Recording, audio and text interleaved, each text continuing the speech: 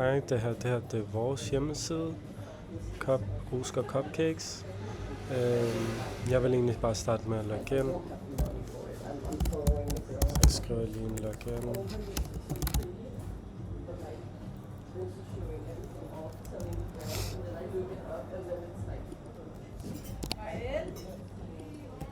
Bum.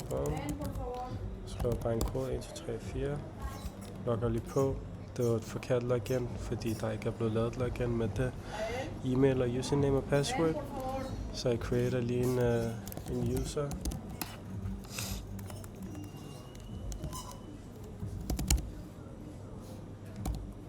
Skriver 28 gmail.com 1, 2, 3, 4 1, 2, 3, 4. Det kan vi heller ikke, fordi at der ikke er blevet lavet et snabelag, så det er ikke en valid e-mail. Sheik 28 @gmail.com 134 134. Sådan der. Nu er jeg her med oprettet med amelshike 28 Nu skal jeg bare logge på.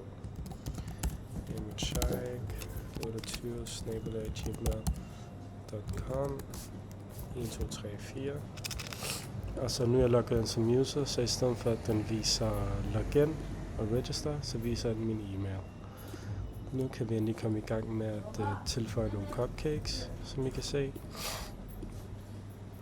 Så nu køber vi en vanilla med chokolade, og så køber vi 4 stykker af den. Og der regner den også prisen ud. Så hver cupcake koster 10 kroner, hvilket er 40 kroner, fordi der er 4 stykker af dem. Tilføjer bare lige flere. Så tager vi en med strawberry i stedet. Så siger vi bare, at vi tager 5 stykker af dem. Nu har vi vores basket, og det her det bliver sendt til vores database, hvor der er en tabel, der hedder basket. Og så vil vi gerne bestille det her.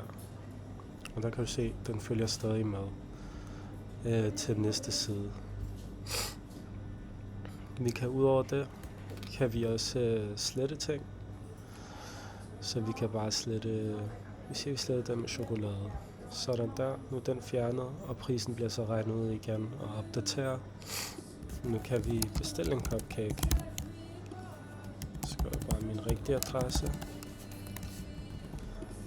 Og så 2660 og Brøndby Strand. Og så det eneste vi skal gøre nu, det er bare at trykke place order. Sådan der, nu er det blevet bestilt, og det er blevet sendt til vores tabel orders inde i vores database. Og så selvfølgelig, hvis du lige har glemt at bestille noget, kan du sagtens return to cupcakes, og så kan du så fortsætte med at bestille flere ting. Og det var vores hjemmeside.